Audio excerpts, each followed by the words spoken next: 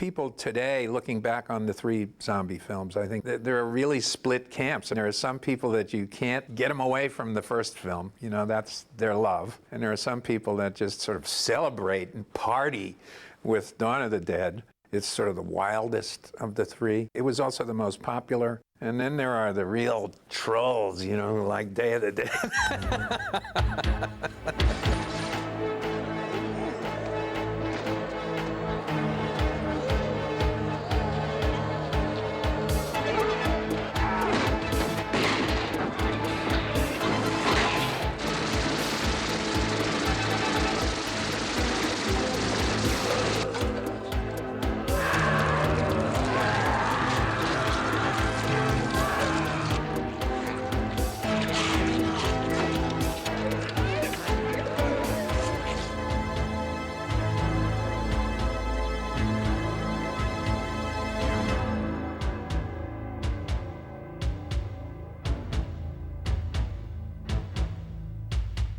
I had this, after doing Dawn of the Dead, I had this realization that, gee, one was the late 60s, and this was the late 70s.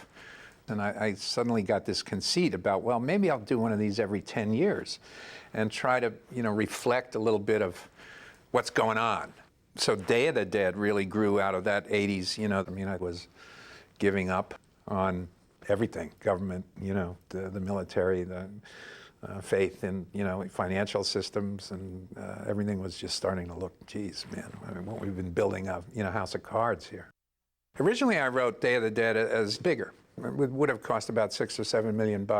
The original script for Day of the Dead was a phone book. It was Raiders. It was Ben-Hur with zombies in it. I mean, it was a major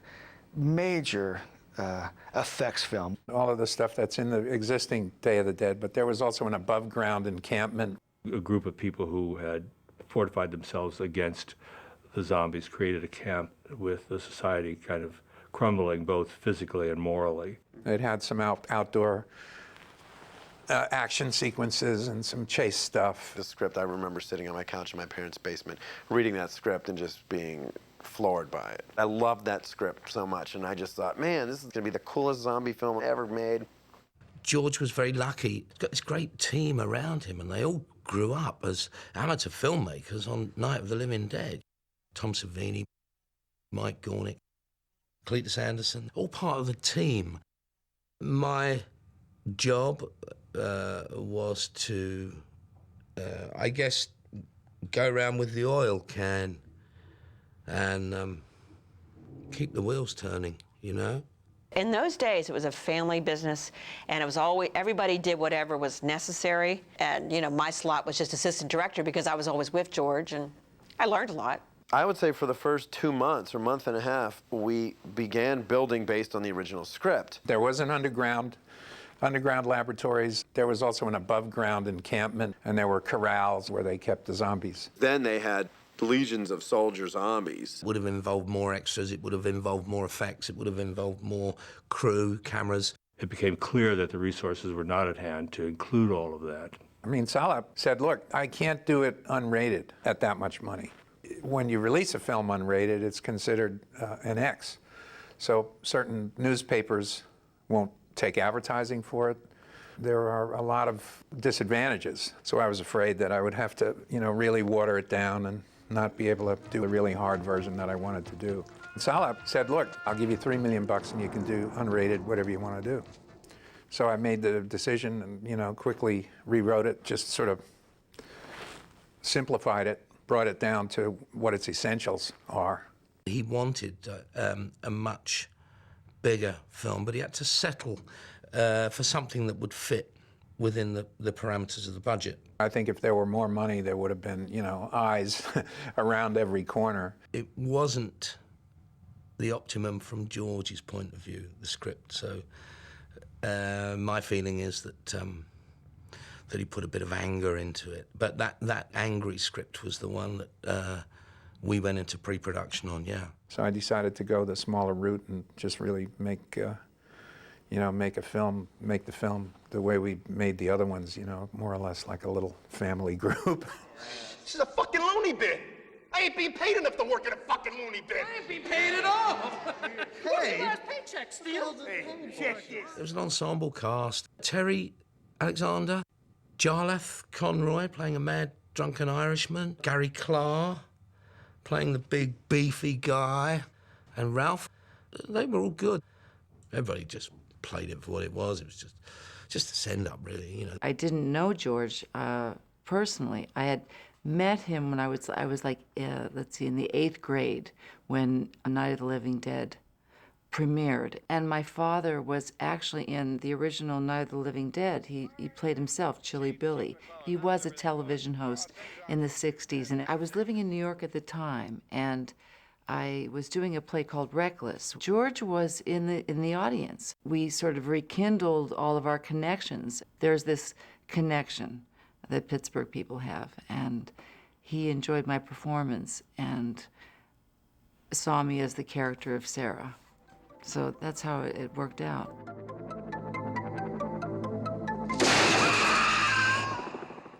George is doing another picture, you know, and it's like, well, yeah, okay, maybe I could play like a zombie or something. And they called, and it was, yeah, George wants you to read for Rhodes. And I'm like, huh? And I went in and I auditioned and kept my fingers crossed, and I got the role. I was like, gee, this is good. This is good. George Romero was at the audition, and he gave me some directions, and I did them. It was mostly dumb show. Bub doesn't really have any lines. It was entirely an improvisation. And I did my zombie thing, and I got the job. Bub was sort of the mascot of the shoot, and I really sensed that all the people on the other side of the camera were rooting for me, and that was a real nice thing. When George did the rewrite, he really based the entire thing on the Wampa Mine facility, this huge underground storage facility. I found the location before I completed writing the script. It's an existing limestone mine in the hills outside of Pittsburgh. People store yachts down there. Old Hollywood negatives are down there, valuable papers of all kinds. And there were miles of lakes in the back of this place. And it was dark, and there were these little light bulbs hanging. It was easy to get lost in there, lots of corridors going in lots of different directions. It was pretty scary, you know, out there. Every once in a while, bats would fly around and stuff. Your voice would just bounce off the wall. It turned out to be a really good location in terms of its atmosphere and its visual components, but in terms of a place where you might want to live, it was kind of hostile. We were on a 6-day schedule, and which was very, very, very difficult. We were living for a month out in some Holiday Inn. It was in the dead of winter, lots of snow outside. And we'd get up at 5:30 in the morning, and we'd drive 10 minutes up the street to the mine. So you drive into this big giant maw on the side of the hill. And the logo for the mine is the head of Medusa with all these snakes coming out. So it's kind of like going into the Temple of Doom. The car would pull up, and there you go, and you walk down the long hall. And you start smelling this mold, and it was just creepy. And then they'd meet you in a golf cart, and then you'd have to golf cart in, move closer to the makeup and the set. And then you start setting up for whatever we're going to do that day. We were always working simultaneously in terms of preparing and shooting. So you'd be down there working for hours and hours. It was really, you know, and we worked all the time. That's all we did, you know. At some points it was really boring in there, and you couldn't go out. There's nowhere to go, you know. It's just another wall staring at you. It's like being imprisoned in a way. And we would spend the whole day there, sometimes till 11 o'clock at night. And then we would go back. You know, take a shower, get the makeup off. Sleep a little bit, wake up. And so we really did not see daylight for a long time. It was cold down there. They kept it, I think, at 55 degrees. There was this ongoing limestone dust that would just linger in the air, you know. And when you blew your nose or coughed, there's black dust in your handkerchief. And it's like, phew, you're a mess underneath that makeup. But of course, if they would have said, you guys don't have a hotel, you're going to have to sleep in the mine, down in the bar where the no lights in the lake and the bats are, we would have probably lived there. We just didn't care. We were so psyched about it. I was excited because I had never done a major film before. I played this tough character. I'm nothing like Sarah. I wish I was. In real life, I am just one big, wimp. Oh, it was fun. Yeah, I felt cool. I always wanted to be a cowgirl. I did. I'm running this monkey farm now, Frankenstein, and I want to know what the fuck you're doing with my time. He was just a mean old son of a bitch. Totally out of his gourd. To be that pricky guy again. Oh, I loved it. Of course, that's, you die for something like that. We needed a father figure to play the mad doctor. That wasn't very nice, you know. That wasn't very nice at all. Let's go. And Richard Liberty's name came up. You can just sit there in the dark and think about what you've done. Think about it. And he was superb. He was just superb.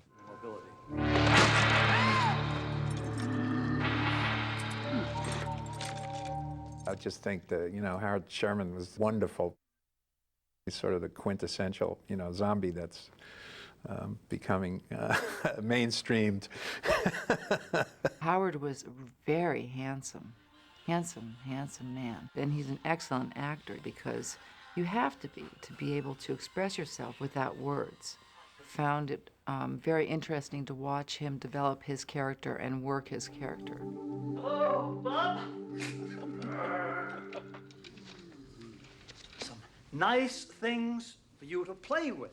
I think the most compelling piece of direction that George gave me when we were creating the role of Bub, George said that he wanted a kind of an infant-like quality to him, that there was a kind of an innocence about him, which totally freed my imagination. The way Bub moves is like a baby that has not mastered how to control the nerves, how to control their muscles. I mean, what would it be like if rotting flesh came to life and tried to move? It probably wouldn't move very well. There was a lot of discussion as to who Bub might have been before he died and then resurrected as a zombie. And I remember thinking a lot about that, the idea that he perhaps had some military background. He salutes, he knows how to load a gun and things like that. He's the most intelligent zombie, really, in the entire trilogy. And of course, a smart zombie is about as smart as a very dumb dog, which it's not really saying much. And despite the fact that he's grisly ugly and that he eats human flesh, there's nonetheless something hopeful in that image. The makeup process was very, very, very, very long. Day after day after day for a month. It took between 3 and 4 hours to get it on. I flew to Pittsburgh, or I think outside of Pittsburgh, where Tom Savini lived. And in his workshop, he made a plaster mask of my face. And then they sculpted onto that Bub's face, and then they made many, many, many copies of that in a latex mold, so that what they applied to my face perfectly fit my face on the inside, and it was Bub's face on the outside. They also gave me a new set of teeth. The genius of the design and of the material is that it behaves very much like skin. Actually wearing the makeup for long periods of time didn't bother me. What really bothered me was getting it off. And it seemed it took about another hour and a half.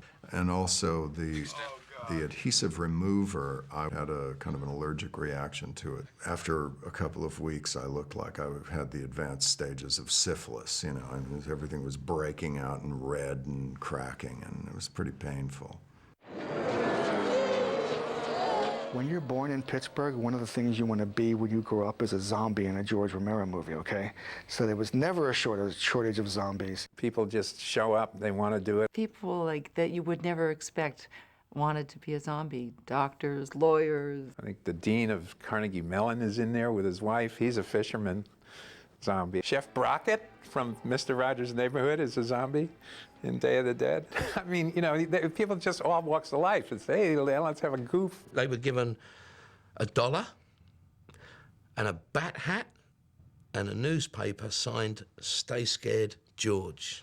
And I wouldn't do it for $1 million. I mean, because you got to sit around in all this goop for hours and hours and hours. I think it's miserable, but people enjoy it.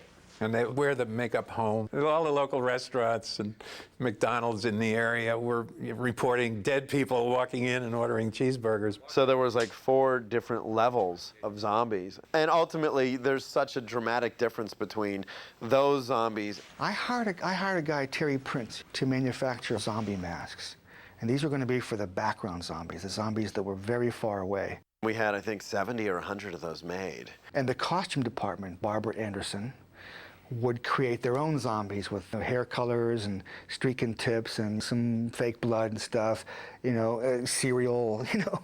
And you'd walk along this line and they'd just spray you with all these colours, so you're all green and black and mottled and what have you. Those were like the extra zombies. Then we had our hero extras, which would be people that would come in that would get appliances glued to them. And then we had the sort of featured zombies. The ones that were going to be right in front of the camera. I had 8 guys doing an assembly line of prosthetic makeups on zombies. And they really enjoyed the process of having the prosthesis put on their face. And a lot of them were local actors from Pittsburgh. They took their characters very seriously. George would step out front and say, now look, this is the way, you know, zombies walk. And he would demonstrate this slow, kind of like, you know, George is a big guy and he kind of walks a little bit like a zombie himself. And next thing you know, this entire team of people were out doing that shuffle and interpreting their own little style to it. And some people are very creative. Almost anything goes. The one thing about Pittsburghers, they're all so game. I had never seen so many uninhibited people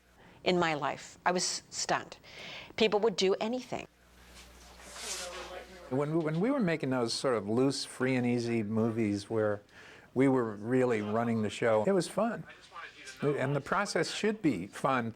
But I think that the best results come from, you know, having a chilled out, you know, a decent working environment and sort of a friendly place. George is a terrific director. He gives the actors a lot of freedom. I appreciated the fact that he gave me the time to develop things. Very often, the first time something is plausible and there's not a boom shadow in it, they want to move on. And that was not the case in working with George. I'd do a take and he would be happy with it and I'd have another idea and we'd try it again. He wants you to contribute. I would go off and sketch things or provide him with some visual information and say, this is what I'm thinking of, and he would say, yeah. George would be writing the script in Florida and I'd call him and say, how about if we take a shovel and drive it through a zombie's face and pop out the top of his head? Okay, he writes it in the script. George always deferred to Tom to pull off the gags. Tom designed all of those shots. George would go, okay, Tom, so tell me how this works. Tell me where to shoot it, what's the best way to put the camera, and that's really unheard of. That level of freedom really allows you to make sure that the effects work to their maximum potential. And a movie like Day of the Dead, they did. I mean, there's not one bad effect in that movie. Day of the Dead was really the culmination of Tom's career. I think he was really dedicated to trying to make these effects look better than anything that he had done before. Dawn of the Dead, Friday the 13th, Maniac, Prowler, The Burning, there was a whole slew. I was going from one splatter film to the next, and I learned a lot more doing all those films. Day of the Dead was really the first time where Tom really hired top-notch sculptors to come in. Looks like it could be cables in here. Tom had a big crew behind him. I mean, on all the other films that he had done, he had 1, maybe 2 guys with him. We had a huge workshop. We began Day of the Dead at my house with 6 guys in my house on the back porch, creating hundreds of small, medium, and large zombie appliances. Everything that could mix and match. So if you were to walk on the set to be a zombie, we'd look at you and say, okay, you're a medium, throw these appliances on you, and we would do that to hundreds of zombies. You're down there, it's Halloween again, you know, every day is Halloween, so you're Dr. Frankenstein, you're the monster, so you're doing that constantly, and that's a lot of fun. When you wanted to get away and hang out and just get away, you went in the shop with the boys, because that's where the good music was, and pretty PAs would be in there, and that's where you'd go. I would always hear them laughing. And then kids would want to come in to Tom's workshop in the mines. A whole bunch of new guys who saw Dawn of the Dead and went, that's what I want to do for a living. So people would come willingly to help out, and they'd sweep the floor and they'd make tea or coffee and just watch, you know, so that they could learn how to make these weird faces and heads and bullet hits. In the story, the mad scientist is experimenting with brain tissue. So we just would buy a dozen or so brains and have them thinly sliced so that you can put them under a microscope and look at them. We purchased a bunch of skeletons from Carolina Biological and started dressing them with like latex and cotton and stuff to dress them. We even sculpted heads that went on top of those skeletons just for dressing. We knew we were going to need rotted corpses. But it seemed so eerie to be able to do this. I mean, to buy body parts and they were so readily available. Tom Savini was very hands-on in the razor blade sequence. He wanted to make it work just perfectly. And he very delicately created a little gash and lifted out a piece of rubber skin and created a wound underneath and glued it back on. And then I had to feel where it was and kind of line it up with the razor. So it really looked like flesh being carved away. Having the music on the Walkman was not in the script. One day I was running home and I was thinking, what would Bub do with a Walkman? What would Bub make of that? And I got this idea of some kind and I suggested it to George and his face lit up and he said, well, let's shoot it and see. Working with Richard Liberty was fun. It was fun to surprise him. When he reached up to straighten my earphone, I just grabbed his hand and we, you know, locked eyeball to eyeball and nobody knew what was going to happen next. And then I trusted him because he's the man that fed me and we went on with the scene.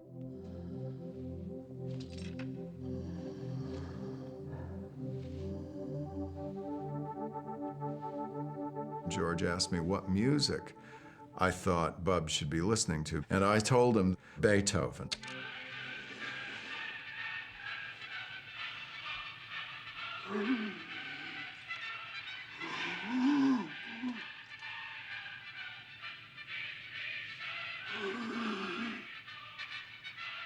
That whole sequence was largely improvised. We didn't exactly know what was going to happen. And it just went very, very well, and we were all very pleased with it. I never felt obliged to deliver on the violence. In the 3 zombie films that I made, it's almost an essential aspect of it.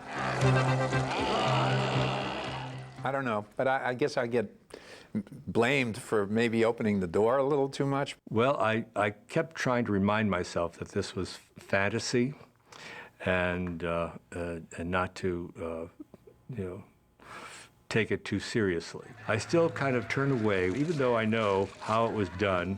It's still a kind of help. Jesus. Oh my God. Oh, Jesus, God almighty. You know. And so Tom just went into a flying rage. He said, pump the blood, man. Pump the fucking blood, man. Look, pump the fucking blood, man. If you have blood, let's have blood. Because, you know, you're eating lunch and, you know, you're surrounded by all the zombies, you know, I mean, you know, you're sitting there and you're looking at this. Geez, I'm getting nauseous just thinking about it. I mean, those bites still to this day, I don't think anyone's ever done them as good. What we did was we had this material that was affectionately called chunks of flesh. And all it was tinted latex that you'd roll. You'd paint latex on anything flat, like a mirror or a tabletop, and you'd roll it up, and it would give you these long, stretchy, like tendons of flesh, of muscle. And if you pulled it and stretched it, it would rip and snap back. So when the actress comes in and bites it and tears it back, you see the flesh rip open, and you see those little pieces of muscle and tendon stretch and rip, and then the blood pours out. And it's, to this day, boy, oh boy, is that unbelievable. If you look when Phil Kellum's got his throat torn out, that chunk of skin comes off and you can see the 2 bones underneath, the blood flowing out. Really amazing stuff.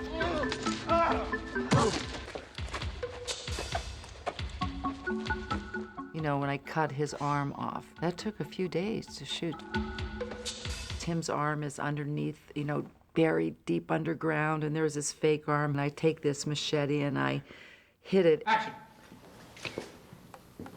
And it just like bounced right off the arm. I think it might have came back and hit Laurie in the head, you know. So we just tore a chunk out of it and put mortician's wax in there.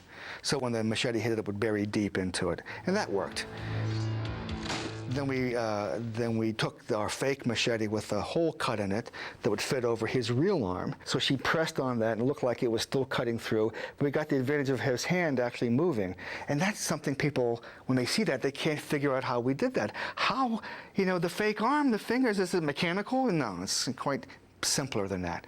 So then we used the fake arm and she separated and they cauterize it, and that's the whole effect, you know. Anytime you hear Tom talking about effects or you see interviews with him, he's always talking about misdirection. Your mindset needs to be, what do I need to see to make me believe the trick, the magic trick? What do I need to see to make me believe that what I'm seeing is really happening? The corpse is on the table in Logan's lab. And that was, again, Tom just saying, oh, we cut a hole in the table and we tilt the actor's head back, and then we close it up and you put the appliance there. Dick Smith, the greatest living makeup artist today, my idol, my hero, the god of makeup, asked me, where the hell is that guy's head? You know, I fooled him.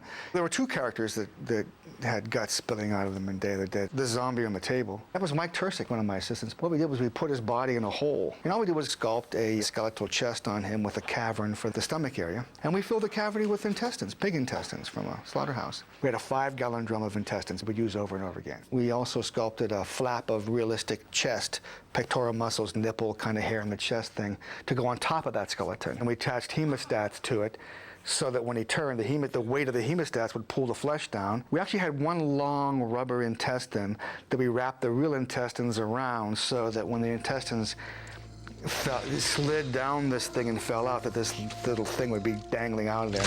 You know, it's sick, but you know, that's you got to think of these things. So then, of course, we did it to Miguel as well. Greg Nicotero was gut boy. He was in charge of the intestines, you know. Now he's got his own company, and he's a millionaire. And I took the real guts and I wrapped them around the polyfoam guts that were glued to the inside of the appliance. So when he gets up, the guts sort of unravel from the other fake intestines and hit the ground. It was pretty gross. It was good. So the intestines go back in the refrigerator because we're using the same intestines. We also use the same intestines in Joe Pilato's, when they tear Joe Pilato in half. I came in that morning, and the continuity girl, she said, this is a good day to die. Of course, I didn't realize it would be such a lousy day to die. They had the false floor, and there's this little hole. So I crawl into the hole, put the false torso over me. It's got the hole in it. All right, let's get the guts. Well, the guts had been stored in a refrigerator. While we're gone, somebody unplugs our refrigerator. Supposedly, accidentally. For 2 weeks. You can imagine when we got back what it smelled like in that shop. It was worse than an autopsy. It was worse than you can imagine. But we had to use them because we were doing the effect. So they bring on the guts, and it's like, I've never smelled a dead body before, but this was bad. All the zombies they had wax and, you know, and I had a respirator on with English leather all over, you know, just something. They're spraying cologne and they're stuffing the guts. Poor Joe Pilato. I mean, you can't imagine the stench. I was covered with blood, it was covered with guts. It was just a mess. So once they covered it, and then they put the shirt on and everything, and it was action, and then they come running in. As soon as they ripped me open, the smell hits me. Oh my God, it's just horrendous. Tom was behind the camera, beaming. He was so pleased that the levels of gore that he'd created. Savini. As soon as they said cut, I just started to heave. In fact, I may hurl right now if you want to catch that. Come on, you piss brace! What the hell's the matter with you? Pus brain bags of shit. You dumb fucking bags of shit, I'll kick your fucking asses, come on. And these guys just sat there dreaming up the worst sort of words they could use. Can anybody think of anything worse to say? What the fuck is wrong with you people? They're dead! They're fucking dead, and you want... 4 weeks after we were in the shoot, Salah called me up and he said, David, there's too much swearing in this script. I said, Salah, you can't go back now. We have 108 expletives that we've already got on film. What do you want me to do, reshoot the whole thing? If we stay down here long enough, I'll have to lay off the fucking booze steel, because there won't fucking be any of it fucking left. What are we going to do? We can't get a rating on this film. I said, well, someone at your outfit should have read this script before you put the money up. We're far too in there. If you look at the opening sequence, we shot that in Fort Myers, Florida, on a Saturday. It was a whole nother world. It felt like a whole other movie because there was light. That was really difficult to get that much in a can in a weekend, let's say. Yeah, big shots, lots of cameras. We did the main drag of Fort Myers, and we did several shots about town that showed the devastation. We got all the local radio stations to say George Romero's here making a movie and we need all these zombies to come out. It's retirement city down there. They weren't so much into the genre. They came out to be in a movie. They were out to just sort of goof on it more than anything else. That was the problem. We had a lot of footage where people were laughing or yucking it up and weren't really taking it seriously. I think probably they didn't have the tradition of the Pittsburgh tradition of zombiehood. The worrying thing for me on the Fort Myers shoot was this alligator that we had. It was a huge creature. Well, they don't train alligators. They just go out to the swamp and pull one out and, duct tape its nose and then let it loose. This thing came out the bank and started swishing its tail. Me, I was up the other end of the road. I was gone.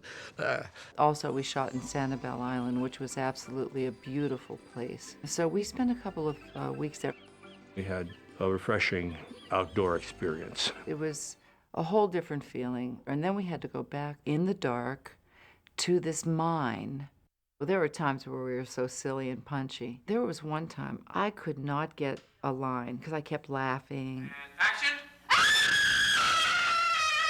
I think we had lost our minds at that point. Over the period of 12, 14, 16 weeks, 4 months in that mine, people were dropping like flies, I was sick as a dog.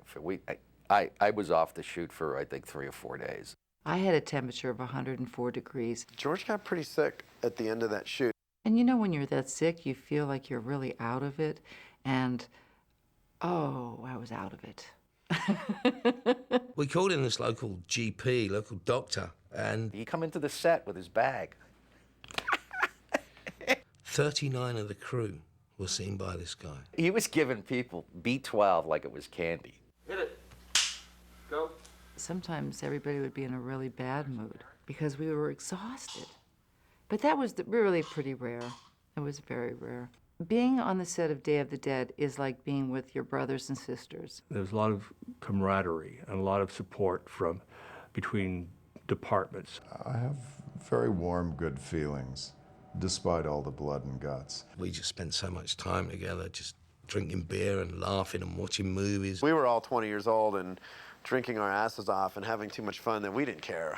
We didn't care. We were working on Day of the Dead. Now, George A. Romero takes us out of the night, beyond the dawn, and into the darkest day of horror the world has ever known. Day of the Dead. I believe it grossed its budget in its first weekend, in its opening weekend in New York State alone.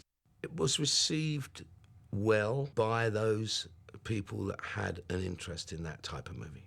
No one has splattered like this before. This is like serious splatterage, And I went into this Times Square theater.